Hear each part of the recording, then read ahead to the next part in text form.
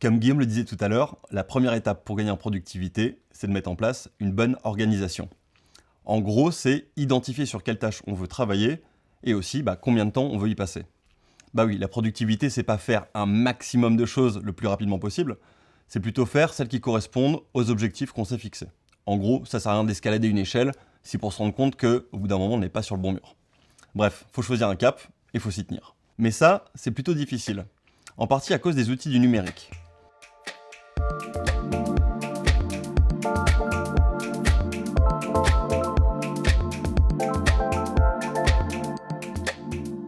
Dans votre boulot au quotidien, c'est devenu de plus en plus facile de vous assigner des nouvelles tâches.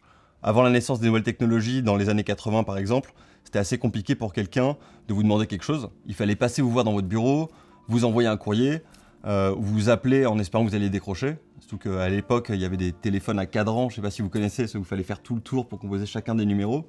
Du coup, on détestait tous nos amis qui avaient plein de numéros 0 dans leur téléphone.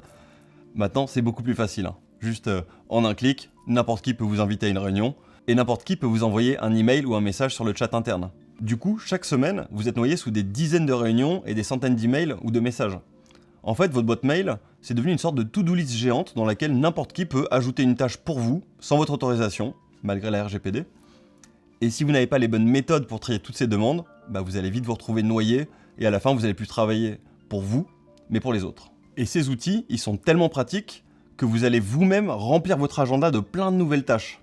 Vous pouvez créer une nouvelle réunion en 2 secondes, vous pouvez inviter quelqu'un à déj en 1 minute, vous pouvez participer à un webinaire hyper facilement. Et puis il y a maintenant tellement de logiciels en ligne, ceux qu'on appelle les outils SaaS, que ça nous emmène à faire encore plus de choses. Les outils de gestion de projet sont tellement bien foutus que c'est devenu OK de gérer plus de projets. Les outils d'analyse sont tellement bien faits qu'on a envie de faire plus d'analyse qu'avant, etc. Comme le dit la pub Apple, aujourd'hui, il y a une application pour à peu près tout. Du coup, ça crée une sorte d'effet rebond. On fait beaucoup plus de choses qu'avant. Et au final, notre agenda est rempli de déjeuners à l'extérieur, d'événements à droite à gauche, des réunions sur plein de projets différents. Et on peut vite se retrouver à travailler sur 10 projets différents, sans vraiment pouvoir consacrer assez d'énergie à chacun. Donc tout l'enjeu de ce chapitre sur l'organisation, ça va être de vous aider à bien identifier vos objectifs, vous y tenir et à les transformer en actions et en tâches concrètes. On va donc vous apprendre à dire non à tout ce qui sort de vos objectifs, à accomplir des choses vraiment importantes pour vous, et bien sûr, à arrêter de procrastiner. Mais ça, on verra plus tard.